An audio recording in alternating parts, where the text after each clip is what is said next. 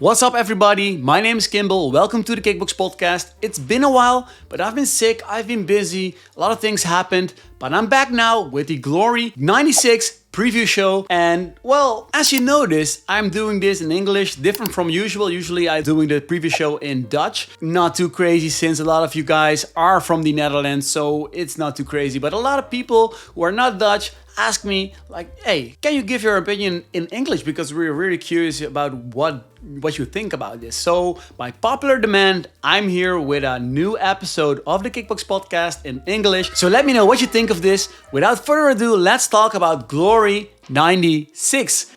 This is a stacked card. The fights on this card are amazing. It's incredible. It's really something. Well, I'm looking forward to this one a lot. So if we're talking about which fights are on this card, for the first fight that comes into mind obviously is the main event between Chico Kwasi, the welterweight champion, and the challenger Tyjani Beztati, the lightweight champion, who's coming up in weight, challenging for the title in welterweight. It's an amazing fight. It's interesting for different reasons. First of all, two champions. Second of all, both usually don't fight tall opponents, but these guys are both 190 or something. It's going to be very interesting. The second fight on this card that comes to mind is the co-main event of the evening. It's a second title fight. It's the fight between Donovan Wisse and the Kyokushin karate fighter Sergey Brown. This fight takes place in the middleweight division, which is a division that has been, well, a lot of people think it's very shallow, but this style of fight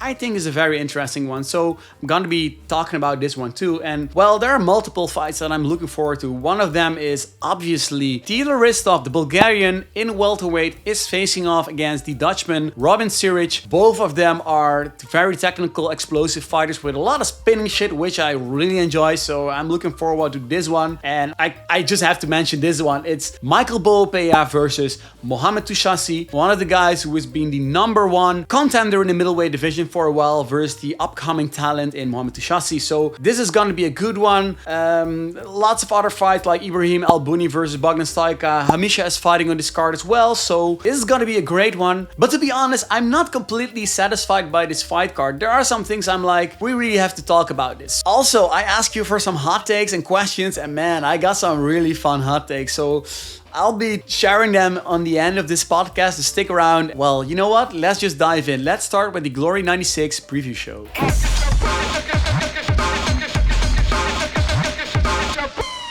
This Saturday, October 12th, Glory will return to Rotterdam with their event Glory 96. It's gonna be a good one. It's stacked, no doubt it's stacked, but I wanted to address the thing I'm not really happy with. I'm kind of frustrated actually. It's you know, this card is so stacked. But there's one thing I really don't like, and the thing is the order of fights. To be honest, there are some fights that are on the prelims that deserve to be on the main card. For example, the fight between Teodor Hristov and Robin Ciric, that's a fight that definitely belongs on the main card. It's criminal that it's on the prelims. Same goes for the fight between Ibrahim El Bouni and Bogdan Stoica. It's a fight that just deserves a spot on the main card. I got a lot of messages sent to me about that criticism, which I 100% agree with. I don't know why Glory made the decision. If I have to take a guess, I think there are a lot of fighters on the main card that are very popular among fans. So I think that's a reason why they put them on the main card. But the fights itself are just not too interesting. So in my opinion, if you want to have a great build-up, I'd like to put best fights in the main card so we can slowly work into the main fights, like the title fights, for example. So it is what it is, but the thing is, it's a shame because a lot of people probably only tune in when the main card starts, and if you only watch the main card, you will miss out on so many great fights on the prelims. So that's a shame. I mean, like, people like me, I'm a huge fan. I always watch everything related kickboxing, so I will definitely be watching the prelims free on YouTube, but not everybody will do that. So that's a big shame, but it is what it is again. Well, I hope Glory will change it up next time, but we'll see what happens. So, well, you know what? Let's just dive into the preview. I will be doing analysis. I will be doing predictions. Like always, I start all the way down in the bottom in the prelims and work myself up to the main event, because this is like a fight heavy fight card. Like there are 13 fights. I will be talking about some fights a little bit more than some others. So let's start with the first fight. And the first fight on the prelims is a fight in the welterweight division. It's a fight between the French-Moroccan Mehdi El Hadj and the Dutch-Moroccan Soufiane Abdelkhalek. It's a fight in welterweight, and welterweight obviously is a very stacked division. And I think this is a very fun fight to start the fight card off with, because both guys have been doing very well in the division, but there's one thing that I really noticed immediately. It's the experience difference. I mean, Mehdi has been fighting all around the world, has I think a record of 40 plus, while Abdelkhalek has not even fought 10 times in his professional career. So that's a big difference. Usually I would say like experience is a big thing, and I would be looking at the experience to, well, it's an advantage usually, but Abdelkhalek has been doing very well. He's been beating veterans all over the place. I mean, he's a big talent. And if you look at the styles between the two, Mehdi El Hadj is a technical fighter with a lot of explosiveness, explosive kicks, and Abdelkhalek is like a street fighter. He's a guy who wants to walk through you. He doesn't give a if you're like a technical fighter, a knockout fighter, or a counter fighter, he doesn't care. He just wants to destroy you. And he has got power, because in his last fight against Shakir, he knocked him down a few times. So this is going to be a very good one. He likes to smother, he likes to pressure. Well, if I have to do a prediction, I'd say Abdelkhalek is going to take this on a decision. So what is next? In my opinion, there are many possibilities, but if I look at where they're at in their stage of their career, I would say a good fight for Abdelkhalek could be Vedat Huduk, who comes off of a fresh win over Sidikovic, or maybe a fight against Jagali Kamara, a Frenchman who's good as well, who lost a fight, a split decision against, maybe not a split decision, but he lost against Hamicha. Well, while I felt that he might have won the fight, it was very close. So this could be a nice fight. And for the loser, Mehdi, I think a good fight could be against Sidikovic. That could be a very nice fight for him to face next. Let's go to the next fight. The next fight is a fight in the middleweight division between the talented Imad Hadar from Morocco and Reda Udgu, also a Moroccan fighter. This is a fight that I'm not really too enthusiastic about. The reason is, I mean, Imad is a very talented fighter. It's a fighter, well, you should be looking out for this guy, but this fight itself is just not that interesting. He's facing a guy who's 34, who's pretty sloppy in his fights. His chin is up a lot, and it's a little bit too obvious that he's been flown in to lose. So that's the type of matchup I really do not like. I'd like to see a little bit more of competitive matchups. So, well, Imad is a big talent, but he hasn't fought a lot in glory. And the reason for that is because he's had a lot of injuries. Last time he should have been fighting Yuri de Souza. I think it was at Glory 93, if I'm correct. Not sure. Anyway, he couldn't fight because of a bad weight cut, so he had to pull out, which sucks. So things happen, but he's a really talented fighter. He's very technical. He's a guy who knows to play the Dutch kickboxing game very well. And if I have to do a prediction, yeah, I can't say anything else than that I think that Hadar is going to win, and possibly by knockout. So if you look at what's next, I think they should be building Hadar. So I would give him an unranked opponent or someone who's low in the rankings. But to be honest, I should do an unranked. If I were the matchmaker, I would say do an unranked fighter. I mean, Glory has the tendency to put like talented fighters against quite experienced fighters, which sometimes works, but a lot of times it doesn't. So I hope they will take it easy with Hadar. And what is next for Udgu? I do not think they're gonna bring him back in Glory. So it is what it is. Next up is Azrin Gashi from Albania. He's fighting Colin George with the nickname The Beast. He's from Suriname, the Netherlands as well. This is a fun fight as well. I mean, this is a fight that should have been taking place on Glory 93. Colin George had to pull out, so Gashi still was on the card, but he faced Gnedre, a Frenchman. He won the fight by technical knockout, 3 knockdowns in 1 round. Yeah, well, Gashi showed that he's there to stick around. I mean, heavyweight needs some fresh fighters, and he's a young guy. He's 28, and he's been knocking out people, and I think that's exactly what this division needs. So I'm really looking forward to this guy. He even trains with Rico Verhoeven, so in that regard, it's a guy with a lot of confidence, with a lot of good training partners. So it's gonna be, I think it's gonna be a good one. And he's facing Colin George. He's been fighting for a long time. He's 37. He's a veteran of the sport. And he's also quite famous for being the security guard of famous Dutch rapper Boef. Yeah, well, if you're not Dutch, you probably don't know who Boef is. Maybe you're Belgium, then you maybe do. But Boef is a very popular rapper in the Netherlands. So I expect him to be in the arena as well as a few fans of the rapper too. Should be good fight, but if I have to make a prediction, just looking at the age differences and the knockout power that Gashi holds, I think Gashi could be taking this because he's young and has got knockout power, so I think he even can make this to a knockout. So what is next? I think what is next for Gashi? Maybe a fight versus the winner between Cihad, Kepenek and Ionut Iancu, because both are heavyweight knockout fighters. And the thing is, like, people like to see knockouts. So if you put a knockout fighter against a knockout fighter, this should be good. So Cihad, Kepenek or Ionut Iancu. And if not, maybe a fight against Uku Jurjendal, who was originally slated to face Kuki Osaru at Glory 95. But he had an injury, had to recover, and if he's back, maybe a fight against Gashi should be good. Well, for the loser, there are multiple things for George.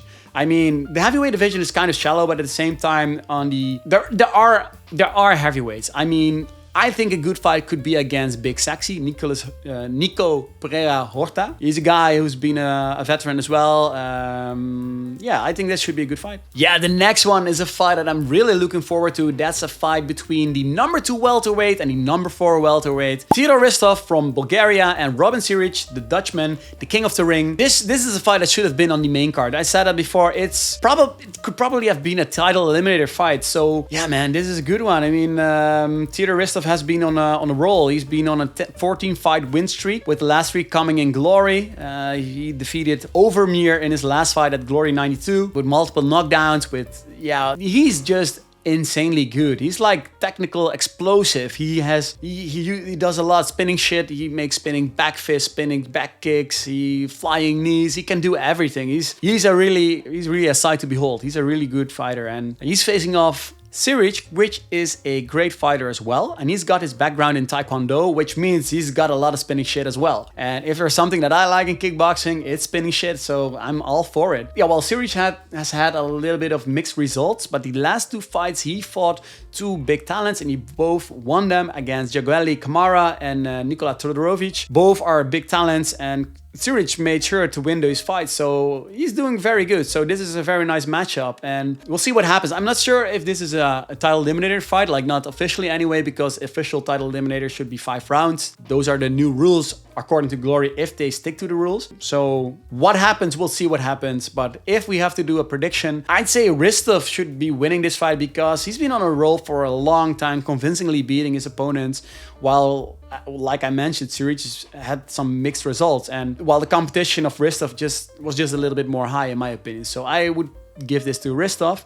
So what is next? I think a title fight there could be a title fight, but if you want to wait a little bit out and give him a little bit more hype, then I would say let him face Hamicha. I mean, that helps to give him a little bit more name recognition, brand recognition, and for Hamicha, some credibility, because Hamicha has been fighting, well, he's been fighting in Glory against, like, not top competition. Most of them are, like, well, unranked fighters, and he's been knocking them out, but he has yet to face someone from the top 10 in the welterweight division. So in that regard, this could be a nice fight, a 5-round title eliminator fight at Collision 7 as a build-up to 2025 for a title fight. Maybe if Hristov would win that one, they could do like a championship fight in Bulgaria, or if Hamicha win, of course, in the Netherlands. So what is next for King of the Ring, Robin Ciric? In my opinion, if he loses this fight, then I'd say give him a fight against Andy Semelier, because Andy Semelier is a great fighter, but he has lost his last 2 fights, and I think he really wants to get back in the winning column, and the same can be said for Ciric if he loses. And both sides are so different that I think this could be a very nice fight to make. So that's the one I would be making. The next fight takes place in the light heavyweight division, a division that is being considered as one of the best at this moment. So it should be good. It's a fight between the number 6 ranked Ibrahim Mr. Cool El Bouni, a Dutch Moroccan, who is facing the number 8 Romanian Bogdan Stoica. And this is a really fun matchup. Again, this is a fight that should have been on the main card, but it is what it is, which I mentioned before. Yeah, both guys have a similar record. Both have a similar road to glory. and both fought in the light heavyweight Grand Prix and both lost in the quarterfinal. So both are probably very much in a mood to be able to get back in the winning column. So I think this is going to be a very good fight. Both guys are technical. Both guys have knockout power. Well, I'd say Bogdan Stoica has a little bit more knockout power than Mr. Cool. Mr. Cool is a very technical fighter who always knows how to pace a fight. But when he knows he's winning, for some reason he decides like, I'm winning. I'm not going to take any more risks. Well, I think, well, sometimes you gotta take a little bit more risks to maybe force a knockout because he does have power, but he just not always chooses to knock out someone. So I'm very curious about this fight. Bogdan Stoica, on the other hand, is a guy who likes to knock out people. He has a flying knee that's very famous for knocking out people, so this could be interesting. These guys have fought 2 times before, Mr. Cool winning both. Yeah, well, if I look at the resumes, I mean, like I said, it's pretty similar, but Mr. Cool won 2 times, so I think based on their last encounters, I'd say I would give the fight to Mr. Cool. But you shouldn't count out Bogdan. Bogdan is very good. I mean, the thing is, like, in Glory, he didn't really perform as I hoped he would. But he is still a very huge talent and he's been around the world, man. He's been fighting in Super Combat. He actually fought in Glory in 2014, so he's been around for a long time. So what is next? For the winner, I think a cool fight would be a fight between the winner between Cem Caceres and Touré at Collision 7. The winner against Mr. Cool could be a very interesting fight. Maybe a fight versus the winner between Shvetkanin and Kroma, which also takes place at Glory Collision 7, so that could be a good fight to make as well. Or maybe just Sergey Maslobiev, because that's a fight in light heavyweight that they never had, so that could be a fun one as well. And for Bogdan Stoica, I think a good fight to make could be Stefan Letescu, like put a talented fighter who's been all around the world against a veteran fighter who has been all around the world as well. The headliner of the prelims is in the heavyweight division. It's the number 9 fighter from Romania, Ionut Tankulet Iancu, and Cihad Kepenek from Turkey. And this is gonna be a fun fight as well. Like I mentioned before, both are KO fighters. They don't come to play. Both are very fun. Ionut is a kind of like, he's not very tall. He's a big boy. He's got a lot of power. He's stocky, like really stocky. I mean, he's really a big boy, a big guy, and he's fighting a tall heavyweight fighter in Kepenek. Kepenek is coming off 2 great wins against Blachowicz. First one, he won by decision. The second one, he knocked him out, which is a lot of confidence for him coming into this fight. But the same can be said for Ionut because he fought against Murat Aygun. He knocked him out in the fight as well. So both are having a knockout victory in their last fight. So this could be a very interesting fight. But if I have to predict this fight, I think Kepenek's going to win this fight by knockout. And the reason is he's got some power and he's got some length. So he can take, well, if he uses a distance control and then put on the pressure, I think he could win this fight. So what is next for the winner? I think a good fight could be against, for example, Uku Yurjendal or maybe Azrin Gashi, both knockout fighters, and that's what we want to see in the heavyweight division. Give us those knockouts, man. Well, for the loser, for Ionut Iancu, in my opinion, I think a good fight could be against Horta. Yeah, Nicolas Horta is a kind of guy, like Big Sexy, obviously. He's a kind of guy who likes to pressure a lot, and Iancu pressures a lot as well. But the difference is that Iancu comes for the knockout and Horta is someone who wants to wear you down. So it could be a very interesting fight to make. If not, maybe a fight against Nabil Khachab, who is a big boy as well. So for the poster, putting Ionut against Khachab, that's just a great poster. That's a great fight. I mean, that should be a fun fight to promote. And it even reminds me of some of those K1 fights back in the day where they put like a sumo wrestler versus Bob Sapp, like a big guy. And I don't want to compare them skill-wise, but it's like, I think this could be promoted very well. That's a good fight, I think. These were the prelims fights. Let's get over to the main card. The first fight on the main card is a fight, well, it's in the welterweight division. Let's start off with that. It's between the Dutch-Moroccan Hamicha, the very talented Hamicha, and the Spanish guy Clemente Mendez.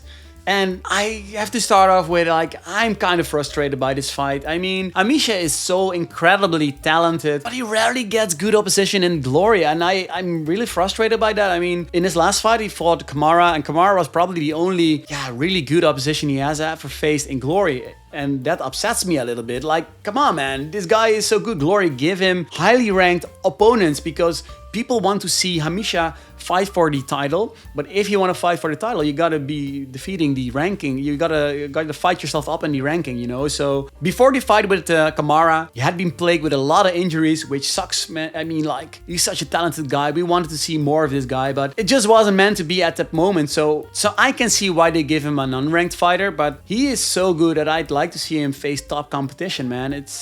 Yeah, I mean, this fight, if you look at this matchup, I've been looking up what Mendes can do, and it's just a little bit too obvious that he's been flown in to lose against Hamicha. I mean, he can fight, but the difference in experience is huge. I mean, Hamicha has like had 43 fights and Mendes had only 7, so it's too bad. I mean, Hamicha is a great fighter. To talk about him as a fighter, he is technical, he's explosive, he likes to go to the body, he likes to hit them hard and knock them all out. I mean, for the last couple of years, he never saw a second or third round because he'd be knocking out everybody. Only in his last fight, he fought 3 rounds, and it's been a while before that when he fought those 3 rounds. So he's a great fighter. If I have to make a prediction, obviously I would say Hamicha on knockout, because that's the road that has been written out by Glory, and that's probably what's going to happen.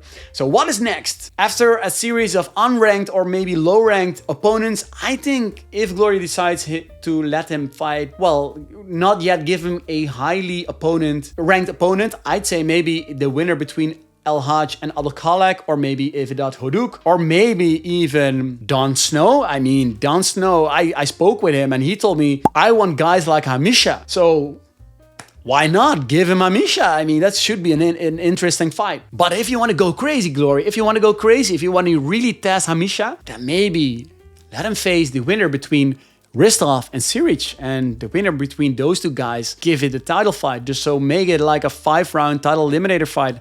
I would not be opposed to that. And for Mendes, yeah, well, the thing is, like, welterweight is so incredibly stacked, so I'm not sure if there's any room for this guy if he loses. So if he wins, it's going to be a different story, but if he loses, there are so many guys who are already part of this division. So maybe go to another organization, work yourself up there, and then if you build a resume, maybe come back to Glory and try to face top competition again. So yeah, that's what I think. Man, this card is so cool. There are so many fights on this card. I feel like I'm always done talking about this fight card, but I still have a few fights to go. So let's talk about the next fight. This is a fight in the featherweight division. It's a fight between the number 3 ranked featherweight Denis Wosik from Germany and the number 7 ranked Frenchman Bobo Sacko. This is another fun fight, man. There are a lot of fun fights on this card, and this is an interesting fight because, like the saying goes, styles makes fights, and this is really an example of that because Bobo Sacko is really a Muay Thai stylist, a specialist, if you want to say that. And he's facing Denis Wosik, who is a kickboxing technician, has counter-striking techniques he uses in his fight, and then after the counters have been going, then he takes over the fight by using his offensive to pressure your opponent, you know. So this is going to be an interesting fight, and not only because of the styles difference, but Bobo Sacko comes off from maybe the knockout of the year. He fought against David Mejia. He knocked him out with a straight right punch, and it was all over. It was an amazing knockout. It's a really good one. You should check it out. You should watch it, man. And Wosik comes off over a victory over the Dutchman Jan Kaffa. A lot of people thought like Kaffa's gonna walk over this guy, but he didn't. Wosik was really technical, used his complete kickboxing game to nullify everything Kaffa did. So it was a really nice, really great performance. And Kaffa is like, he told me like, oh man, it really sucked, man. These things happen, but it sucks, and I really want a rematch. So I kind of expected Glory to give him the rematch. He didn't. So Wosik is now facing Bobo Sacko. I'm actually very interested in how Denis Wosik is coming into this fight, because in his last fight at Glory 92, when he defeated Kaffa, he told me that he wanted to be part of the Glory and Rise Featherweight Grand Prix. But the thing is, you would expect like the top 4 of Rise, the top 4 of Glory, that they would put them together in that 8-man tournament. But the thing is, Denis Wosik is the number 3 ranked, so you would expect him to be in a tournament, but he isn't. They chose Paposhi instead of Denis Wosik, which is, well, you could see it as an insult because he has done a lot to be part of the tournament. So I can imagine that he's kind of, well, maybe not mad, but he's like, come on, man, I want to be part of the tournament. So he's going to show off and maybe even try to convince Glory by maybe put pressure on Sacko, give him a dominant performance, maybe trying to force a knockout to show them like, I'm here and I'm here to stay. I want to be part of the Glory tournament and you're missing out. So we'll see what happens. The thing is, I actually think he's going to win this fight not for the reason I just told you. I think that Denis Wosik is a little bit too technical for Sacko. And the thing is also, I haven't seen enough from Sacko to be convinced that he can beat Wosik. We'll see what happens. It should be a good one. It should be a fun fight. I think it's going to be a decision. And if you look at what is next, if he's giving off a great performance, maybe it could be a reserve fighter for the Grand Prix in December. You know, the thing is, like, most of the featherweights are fighting in the Grand Prix, which means that a lot of them are not available to fight. So maybe a fight between Denis Wosik and Santos, who had an amazing debut in Glory at Glory 94. So that could be a fun fight to make as a reserve fight. Or maybe versus Ahmad Musa, who has been regarded as a big talent in featherweight as well. Well, so that could be good. And for Bobo Sacko, a great fight to be made is probably a fight against Jan Kaffa, maybe against Ayub Buras, or maybe a Zakaria Sugari if he would be ever coming back to Glory, because I would like to see him come back as well. It should be fun. Should be fun. I had to turn on the lights. It was starting to get a little bit dark in here. I'm just a small YouTuber, a small content creator, so I just am doing it the way I can. I'm actually trying to create a room where I can record without interruption of light from the outside. I'm looking for new lights. I'm trying to make this as professional as I can, but I'm still doing this as a hobby. So bear with me. I'm a perfectionist. So even when I look back at other episodes, I'm kind of like, man, that just doesn't look good. But it is what it is at this point. So bear with me. But yeah, let's go back to the Glory 96 preview show. The next fight takes place in the middleweight division. It's a fight between Dutch-Moroccan fighter Ilyas Hammouche and the fighter from Montenegro, Mesut Selmovic. This is a fight I'm not really too interested about. It's a fight without real implications. It's a fight where it's a little bit obviously, again, where Mesut is brought in to lose. The reason why I think that is because Hammouche, he's a fighter who has a lot of fans. He's got a big fan base who are all coming for him in the arena, watching the fight, but he's been facing pretty low competition at this point. So that's why I'm really not too hyped about this fight. I mean, again, this is a fight. He's a fighter that Glory does need. I mean, I feel like if you want to fill up the arena and this fighter is going to help you with that, then it's not too strange that this guy is being put on the fight card. In my opinion, this fight could have been on the prelim side of the fight card. But yeah, if you can fill up the arena, I mean, that it does help. But again, it's not a fight I'm really too hyped about. To make a quick prediction, I think Hammouche is going to win this fight by decision. What is next? Depending on what his goal is, depending on what Glory wants, I'd like to see him face a ranked fighter, maybe a fight versus Frangiz Goma. Should be a good one, should really put him to the test. I think that should be a good fight. While I'm not too hyped about this fight, I am very, very hyped about the next fight, which takes place in the middleweight division as well. The #1 ranked Michael Boapeah, the time bomb, is facing against one of the biggest talent in middleweight kickboxing in Mo Touchassie. This is going to be an amazing fight. This is a fight I am really excited about.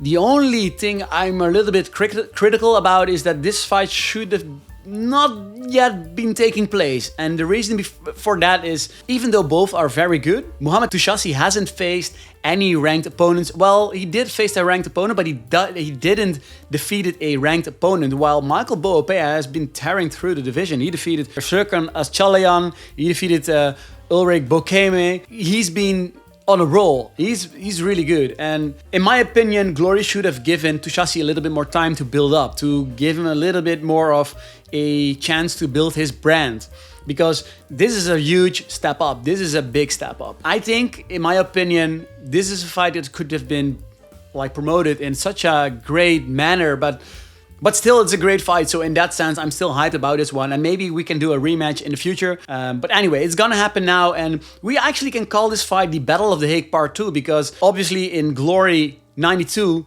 Michael Boapeah fought against Serkan Asçalayan. And that was branded as the Battle of the Hague. both guys from Den Haag, and they were fighting as who's the best from that city. But Touchassie is from The Hague as well, so this could be like a title defense for Michael Boapeah for being the best of The Hague. So that's a fun one. This is a great fight, as mentioned before, a little bit too early for Touchassie in my opinion. I mean, if you look at styles, it's gonna be exciting. Michael Boapeah is a guy who never gives up, is never tired, can do everything so well, works your opponent in all ways. I mean, he makes low kicks, he makes punches, he makes knees, he smothers his opponent. And Touchassie, on the other hand, is a very explosive fighter. He has technique, speed, he has everything. He's been compared to one of the biggest kickboxers in the history of the kickboxing, and that's Badr Hari. He has a similar style. Actually, he has the same trainer. So in that regard, this is going to be a big one. This is going to be a big one. If Touchassie manages to defeat Boapeah, I'd say he should be fighting for the title. I mean, who's there left to fight? I mean, that's the one. But if he doesn't win, I'd like to see him like build up slowly. Just as I mentioned with Imad Hadar, just give him a little bit more time to get some brand recognition, to build him a little bit more into a guy to, be a next star, basically. So this is going to be a good one. Great guys, great personalities. Both have a great fan base. So if I have to make a prediction, maybe you could have tasted a little bit from the words I spoke. But I think Boapeah is going to win this fight. I think it's a little bit too early for Touchassie. Boapeah has been, he's been beating the best of the best and he's doing very well. So I just don't see him losing this fight. So I think Boapeah. And what is next? For the winner, I think, I wouldn't be surprised if he will be the next title challenger, but I'd like to see him fight another fight before that happens. Only the thing is, there is nobody to face. He actually played out the whole division except for being a champion. So yeah, I think he's going to be facing the champion. For Touchassie, what I mentioned before, like he's still a young guy. He's on the bottom part of the division at the moment. So what's next? Yeah, maybe an unranked opponent, or maybe a fight against Imad Hadar, maybe a fight against Rami De Geer, the Frenchman, or maybe against the guy from Chile, Ivan Glass. I'd like to see them taking it a little bit slow because, again, he's one of the best, but I don't want him to be wasted in such a short time. I want them to build him up. Next up is a fight in the heavyweight division, a fight between number 6 heavyweight Nabil Khachab and the Turkish fighter Bugra Erdogan. Khachab is coming off a decision loss against Rico Verhoeven during the Glory Heavyweight Grand Prix. A fight that was probably more famous because of the scuffle afterwards between Rico Verhoeven and Jamal Ben Sadiq. Even though he lost against Rico Verhoeven, it was quite the performance that he came into the semi-finals. I mean, it's still a young fighter, he's talented. But to be honest, this fight again, it feels like Bugra is being flown in to lose against Khachab. I mean, Khachab is the number 6 fighter, fighting an unranked fighter who hasn't fought in Glory before, which I think is a little bit of a shame because there are a lot of, there are heavyweights who are probably be able to fight him. I mean, there are heavyweights that have fought before in Glory that could probably be fighting him. So that's a little bit too bad, but at the same time, he's a fan favorite. I think a lot of people want to see him fight. He's not necessarily a knockout fighter. I think I think he's going to win this fight, but not by knockout. I think he's going to win this by decision. And if you look at what is next, like I mentioned before, I think a great fight to be made is a fight against Iancu because it's great for promoting. Both are big boys, and if you put that on the poster, you can promote this very well. It could be a fun fight as well too. I mean, this is a fight who likes the pressure. Iancu as well, but a little bit more knockout power, so it could be interesting. Or maybe if you look at the rankings, maybe a fight against Kukio Saro, that could be interesting as well. For the loser, I think that Glory needs all the heavyweights that they can get, so why not maybe bring him back, let him face unranked Michael Blachowicz, or maybe a fighter like Christian Ristea, so that could be good as well. We arrived at the co-main event of the evening, a title fight in the middleweight division between middleweight champion Donovan Wisse and the challenger Sergey Braun from Germany. This is a very interesting fight. It sounds really crazy, but I'm kind of really looking forward to this fight. I mean, this is a fight that's completely different than other title fights in a fight where Wisse is fighting, because Sergey Brown is a different kind of fighter. He has a Kyokushin karate background. That's so different from regular kickboxing. Kyokushin fighters are known for being able to take a lot of damage, but not only that, they can do really crazy spinning stuff. They can do spinning back kicks, like the one he used against Mo Touchassie, which made sure that the jaw of Mo Touchassie got broken after the insanely hard impact of the spinning back kick. So that could be very interesting. I'm really looking forward to this fight. Donovan Wisse, on the other hand, he has been a unstoppable force in middleweight, but in the last fight, he fought Ulrich Boapeah, and Boapeah made sure to show the cracks in his game. So Wisse didn't have the best performance in his last fight, so he's probably really interested in like, guys, that was a fluke. I'm gonna make sure you guys all trust again in me, that I'm one of the best. I'm gonna destroy Sergey Brown. But again, he's a Kyokushin fighter, so it's gonna be very difficult. He's a guy who can take a lot of damage, but he can give a lot of offensive as well. So I'm really looking forward to this fight. It's a little bit of a clash of styles, and you know, styles make fights, and that makes this fight very interesting. To be honest, Sergey Brown got his title fight after one victory, which in my opinion is a little bit too soon, but at the same time, who else is there for Wisse? I mean, he almost cleaned out the whole division, so in that regard, I think that's still a very good fight, well, to make, so I'm really looking forward to this. To make a prediction, yeah, my mind says Donovan Wisse, but I mean, Sergey Brown can do some crazy shit. I mean, nobody expected him to knock down Mo Touchassie, the next Badr Hari, so in that regard, it could be very interesting. But if I look at his record, look at what he can do, using my mind, like just like try to think rational about this, then I obviously have to say Wisse. But I don't know. Something in me tells me like, maybe there could be something interesting for this fight. We'll see what happens. So what's next? What is next? Yeah, for Wisse, yeah, he actually defeated the whole division. He cleaned it out completely. So it's quite difficult. I think if I'm looking at the rankings, if I look at the fights that are taking place, that the most obviously choice is probably the winner between Boapeah and Touchassie. And as I mentioned before, I think Touchassie is not going to win. I think Boapeah is going to win this fight. Then a rematch wouldn't be out of the question. I think a rematch will probably happen. If we look at the loser, I think Sergey Brown could be facing Ulrich Boapeah. It's a fight that hasn't been made in glory yet, so that could be an interesting fight. I think that's a good one. The main event of the evening, a title fight in the welterweight division between welterweight champion Chico Kwasi and the lightweight champion Tyjani Wonderboy Beztati. This is an amazing fight. Both look unstoppable. I mean, if you look at Chico Kwasi's career, I mean, he started his career in glory with a knockout. He's been so insanely good. He's been defeating all opponents that been thrown in front of him. Even his last fight was his championship fight against Andy Semelier. He defeated him by knockout as well. It's a guy he's super likable as well. He has great personality, but he's at the same time so talented. He's huge. He's a large guy for this division as well. He's 190 or something. He uses his length a lot. He uses power. He's got kind of a weird style. Nobody seems to figure him out. And now he's going to do his first defense against a lightweight champion who has been crossed over to the welterweight division. Tyjani Beztati is very technical, is very good, has been doing everything right, defeated champions from other divisions, like he defeated Patch, but he also defeated champions from other organizations in Kaito. He has defeated basically everybody in the lightweight division that Glory used to have, because the lightweight division doesn't exist anymore. Yeah.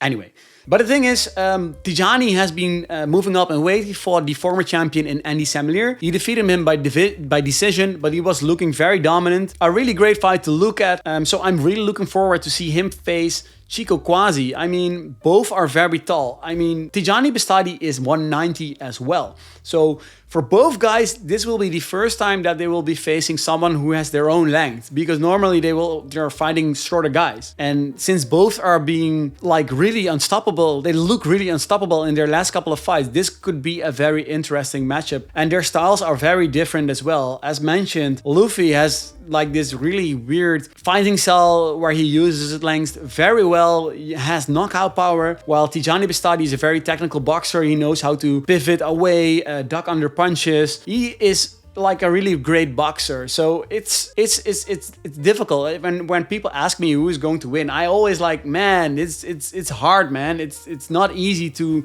pick a winner. I'd say I just want to sit down and watch what happened. But if I really have to make a prediction, I'm like, man, I like that weird style. I mean, Chico Kwasi, he's like the weeb king of kickboxing, an anime fan who likes to use that kind of weirdness in his fighting style, that uniqueness, which make it so unpredictable for a fighter like Tyjani to anticipate on, you know? So yeah, man, it's I think Chico Kwasi is going to be taking the title back home. That's what I think. But at the same time, never count out Tyjani. He's a great fighter as well. Whatever happens, I want to see both guys again, and I'd like to see both guys in a Grand Prix. That's a thing that a lot of people have been asking for, a welterweight Grand Prix. The plan was to have that take place this year. Didn't happen. There were some rumors that maybe it's gonna take place in March. If that happens, I'm so excited about. But I mean, this division is so insanely stacked. I could talk hours about this. I mean, like, the welterweight division, in my opinion, feels a little bit like the K1 World Max division from the 2004, 2005. You know, like, this is a division with where you can match up everybody, and all fights could be looking interesting. All fights are like potentially fight of the night. So that's, yeah, man, this division is so good. So what is next? As mentioned, I'd like to see a welterweight Grand Prix. I want to see that. But if it doesn't happen, I'd like to see a fight between maybe Chico Kwasi and Teodor Hristov, or if Teodor Hristov faces Hamicha in the next fight, the winner of those two guys versus Chico Kwasi, yeah, that would be something I'd like to see as well. For Tyjani Beztati, there's so many options. I don't know where to start. There's so many great fighters. I'd like to see him face off Jay Overmeer. That could be a very fun fight. Both technical, both have explosiveness. That could be a fun fight.